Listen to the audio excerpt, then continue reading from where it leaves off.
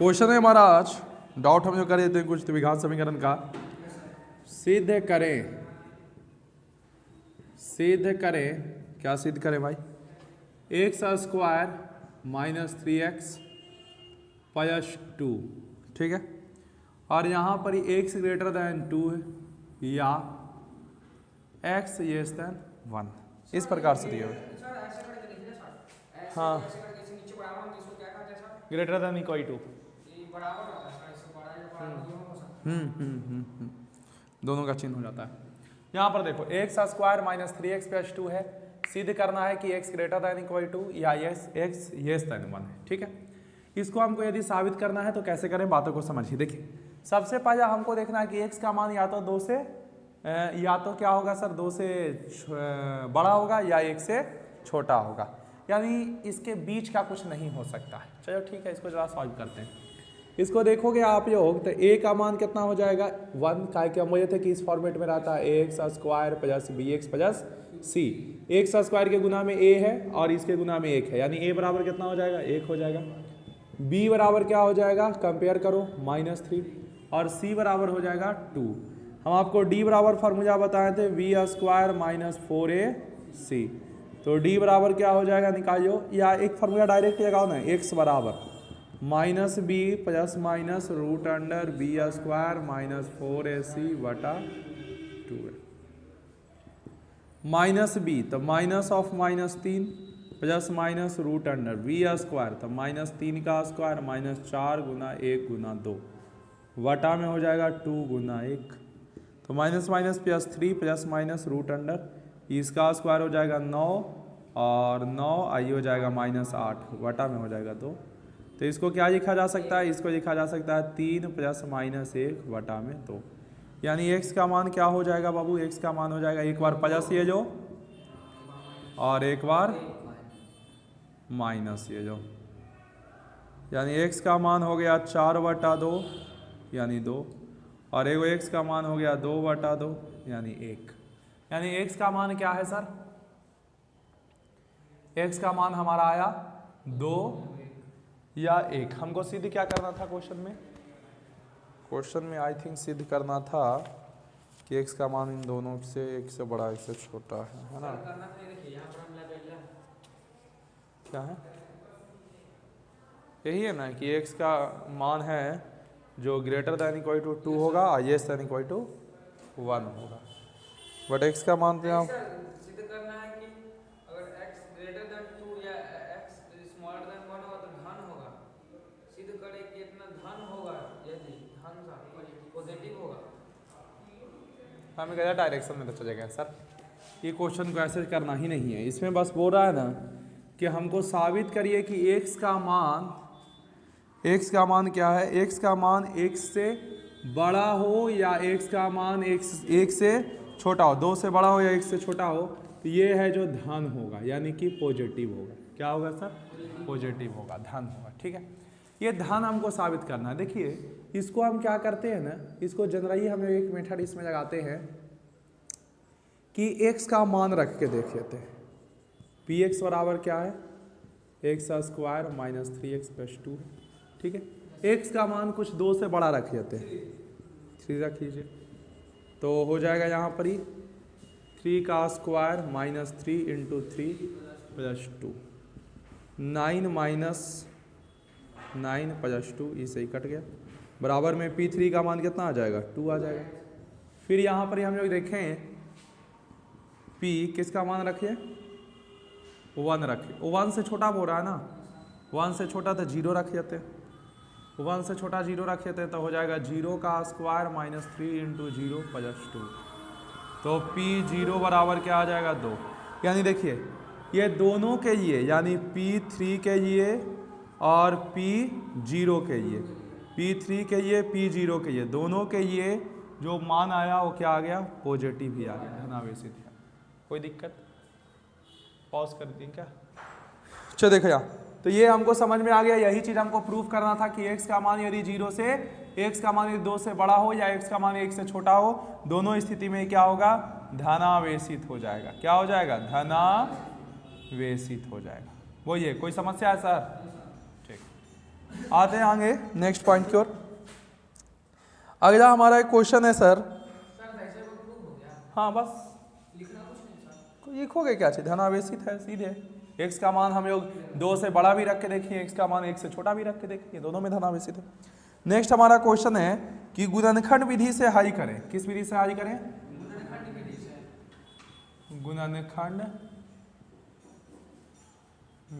से हल करें। गुणनखंड विधि से क्या करें? हल करें। ठीक, गुणनखंड विधि से हल करें। यहाँ पर लिखे हुए हमारा क्वेश्चन 1/9x² माइनस 2/3x और +1 बराबर में 0। ठीक है, हमको इसको गुणनखंड विधि से क्या करना है? हल करना है। देखो सबसे पहले इसको हम लोग इस फॉर्मेट में ले आते हैं, तभी गुणनखंड विधि लगाएंगे। ठीक है, तो इसके नीचे कुछ नहीं है तो 1 है, इसी में जो 9 नीचे से भागा ऊपर से गुना, तो ये हो जाएगा x² माइनस नीचे से भागा 3 ऊपर से गुना 6, 3 दूनी 6x नीचे से भागा ऊपर से गुना 9 बराबर में हो गया 0। 9 को उधर भेज दो तो 0 से गुना कर दोगे 0 हो जाएगा, यानी x² माइनस 6x प्लस 3 बराबर सॉरी प्लस में 9 बराबर में क्या हो गया? 0 हो गया। बोलिए कोई दिक्कत है? यहाँ से गुणनखंड विधि लगाना है। देखो हम गुणनखंड विधि से आप लोग को हल करने के लिए बताए थे, कैसे करना है इसको गुणनखंड विधि से हल। हाँ, गुणनखंड विधि से हल कैसे करना है? देखिए सबसे पहले पहला को सेम टू सेम लिख लीजिएगा। ठीक है, इसको और अंतिम वाला को गुना कर लीजिएगा। तो 9 को x² से गुना किए, 9x² कहीं कोना में लिख लेना है, बस मन में रखना है। बीच वाले को तोड़ना है आपको, ऐसा तोड़ना है कि जोड़ने या घटाने पर यही आ जाए, गुना करने पर ये आ जाए। तो इसको तोड़ेंगे तो -3x माइनस 3x, देखो जोड़ोगे तो -6x हो जाएगा। हाँ, इसको क्या करेंगे? 20 से ऐसे तोड़ देंगे। ठीक है, तो इसको ऐसे 20 से तोड़ देंगे तो ये क्या हो जाएगा? -3x माइनस 3x हो जाएगा। और ऐसा तोड़ना है कि जोड़ने या घटाने पर यही आ जाए। ठीक है, और गुना करने पर क्या आ जाए? 9x² आ जाए। गुना करने पर क्या आ जाए? 9x² आ जाए। अब प्लस में 9 बराबर में क्या हो जाएगा? 0 हो जाएगा। बोलो कोई दिक्कत है इसमें? दोनों में से क्या कॉमन हो जाएगा? और दोनों में से क्या कॉमन होगा? x। अरे भैया एहू में x है, एहू में x है, दोनों में से x कॉमन हो जाएगा कि नहीं हो जाएगा?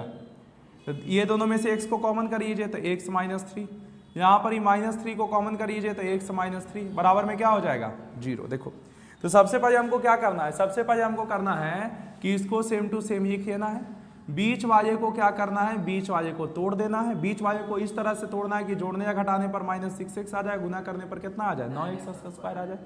फिर ये दोनों में से कुछ कॉमन होगा, उसको कॉमन करिए ना, तो x को कॉमन करिए तो x माइनस 3 हो गया।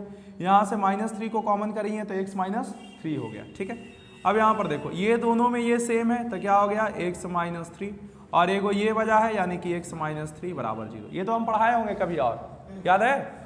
यही को बोलते हैं गुणनखंड विधि से हल करना। ठीक है, अब यहाँ से क्या करोगे भाई? तो x माइनस 3 बराबर 0 और x माइनस 3 बराबर 0, x बराबर 3 और x बराबर क्या हो गया? 3 हो गया। कोई दिक्कत तो बोलो सर, कोई दिक्कत है? x का मान कितना आ गया? 3 आ गया। तो ये हम किस विधि से सॉल्व करेंगे सर? गुणनखंड विधि से सॉल्व करेंगे। तो ऐसा कोई भी क्वेश्चन रहेगा तो गुणनखंड विधि से बना सकते हो। लिख लो इसको।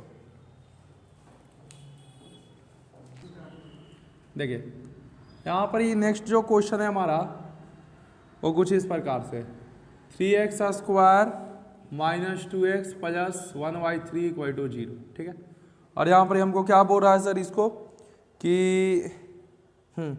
इसको भी गुणनखंड विधि से सॉल्व करना है। तो नीचे में 3 है, इसका एलसीएम ले लीजिए तो ये 3 हो जाएगा, नीचे से भागा ऊपर से गुना 9x², नीचे से भागा ऊपर से गुना 6x प्लस 1 बराबर में 0।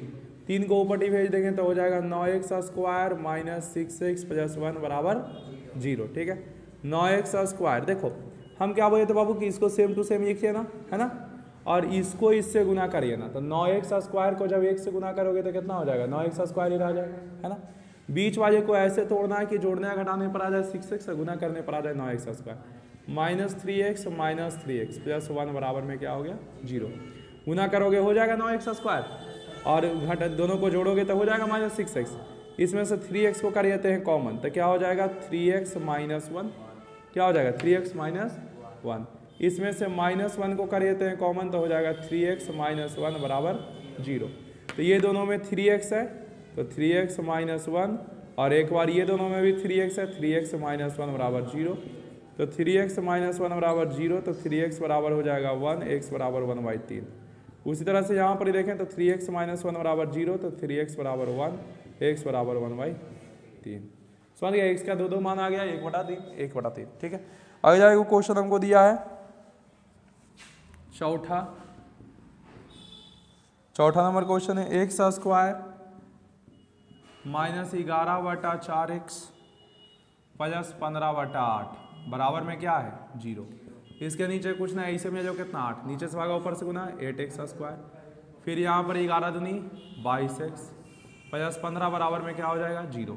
8 को ऊपर भेज दो तो हो जाएगा 8x square minus 22x plus 15 बराबर में 0। ठीक है, इसको गुना कर दो तब 8 कितना हो जाएगा, बोर्ड पर ध्यान दोगे तब ना, 15 8 20 से इसको, ये तो वही थे कि सेम टू सेम ये किया ना, 15 8 20 से 120 हो गया।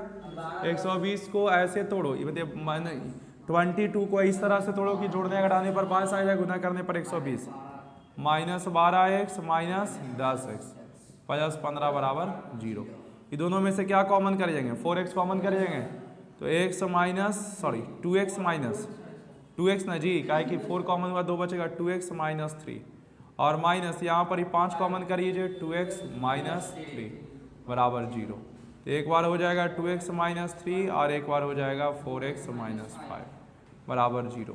तो हो जाएगा 2x माइनस 3 बराबर 0 और एक हो जाएगा 4x माइनस 5 बराबर 0। तो 2x बराबर 3, तो x बराबर 3/2 और यहाँ पर ही देखेंगे 4x बराबर 5, तो x बराबर 5/4। ठीक है, एक और हमारा क्वेश्चन है,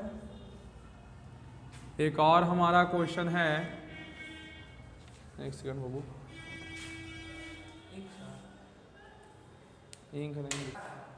चलिए आते हैं हम यहाँ एक्स स्क्वायर, यहाँ पर ए बी एक्स स्क्वायर है और प्लस में बी स्क्वायर माइनस ए सी इंटू एक्स है और बराबर में क्या है सर बी सी।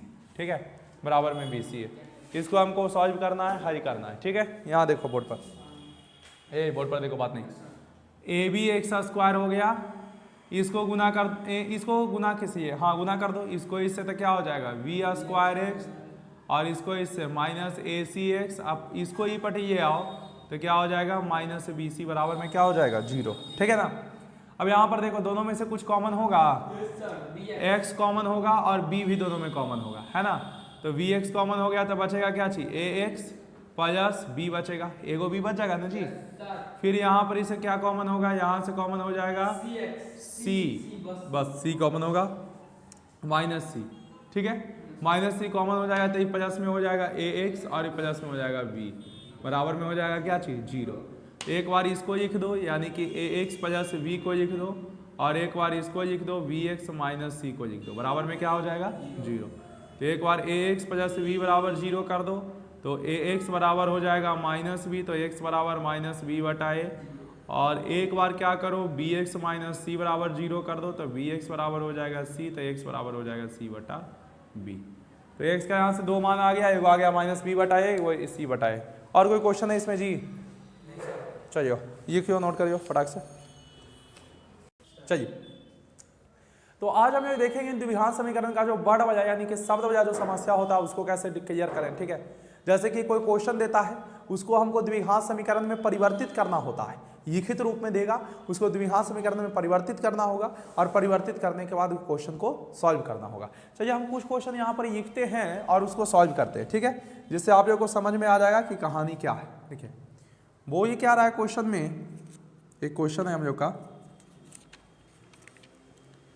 एक क्वेश्चन है, क्वेश्चन यहाँ पर हम लिखेंगे देखते जाइएगा और सोचिएगा भी कि सर कैसे बनाए। दो लगातार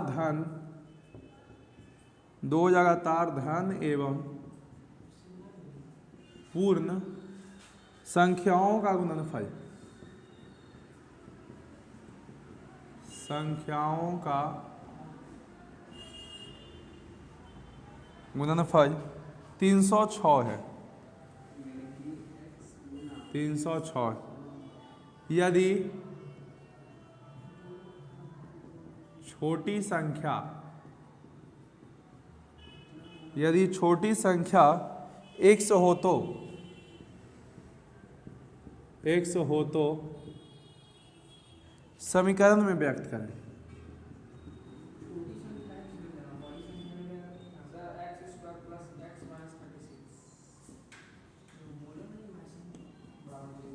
कीजिए, ठीक है, समीकरण में व्यक्त कीजिए। बहुत अच्छा से क्वेश्चन है, बोल रहा है दो लगातार धन पूर्णांक में दो लगातार धन एवं पूर्ण संख्याओं का गुणनफल 306 है।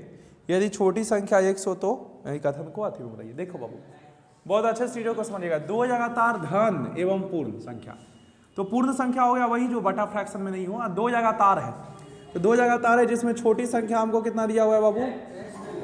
छोटी संख्या बराबर x, छोटी संख्या बराबर x। तो बड़ी संख्या क्या हो जाएगा? बड़ी संख्या लगातार है ना। लगातार कैसे होता है? लगातार पूर्ण संख्या, जैसे कि 3, 4, 5, 6 है ना।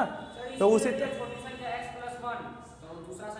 x plus 2। हाँ, तो यहाँ पर ही देखोगे छोटी संख्या x है तो आगे लगातार कुछ होगा x प्लस 1, x प्लस 1। बोलिए कोई दिक्कत है? अकॉर्डिंग टू क्वेश्चन दिक्कत। अब दोनों का गुणनफल है जो 306 है, यानी x इंटू एक्स प्लस 1 बराबर क्या है? 306 है। इसको इससे कर दियो x स्क्वायर, इसको इससे कर दियो x बराबर 306, यस x प्लस x, इसको इस तरफ ले आओ माइनस 306 बराबर में क्या हो गया? 0। ये तो समीकरण में हम लोग व्यक्त कर दिए, इसको के भाई समीकरण में व्यक्त करना है। अब सॉल्व करना तो आपके दाएं हाथ का खेल है, करिएगा कि नहीं करिएगा? करिएगा सॉल्व, है ना। चलिए यही बात पर एक और क्वेश्चन देखते हैं। एक और क्वेश्चन हम लोग देख लेते हैं। यहाँ पर क्वेश्चन है हमारा, दो लगातार विषम संख्याओं का, दो लगातार विषम संख्याएं निकालिए। देखना, दो लगातार विषम संख्याएं निकालें। विषम संख्याएं निकालें जिनका गुणनफल 35,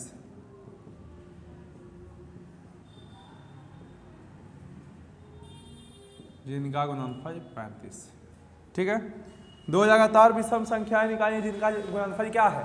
35 है। देखना बाबू एक चीज यहाँ पर, दो लगातार विषम संख्या, माना कि पहली संख्या x, मान लेते हैं, माना कि छोटी, या ऐसे लिख लो छोटी विषम संख्या, छोटी विषम संख्या x। अब सोचो विषम संख्या x है ना सर, तो विषम संख्या, अगला विषम संख्या क्या आएगा? तो तुम जानते हो कि विषम संख्या, जैसे कि एगो विषम संख्या 1 है तो दूसरा विषम संख्या 2 नहीं होगा, 3 होगा।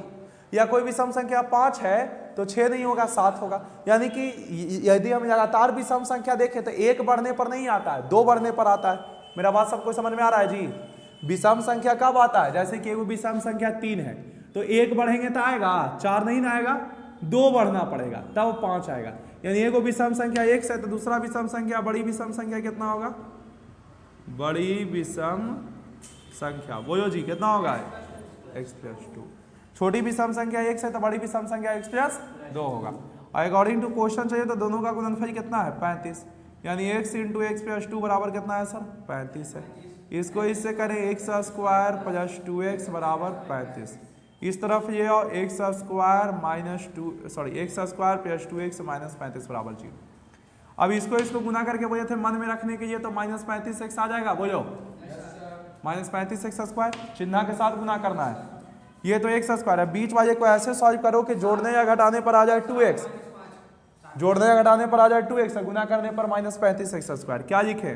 प्लस 7x माइनस 2x, है ना।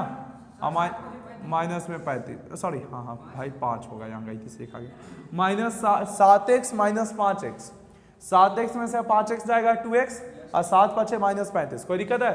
बराबर में क्या हो जाएगा? 0 हो जाएगा।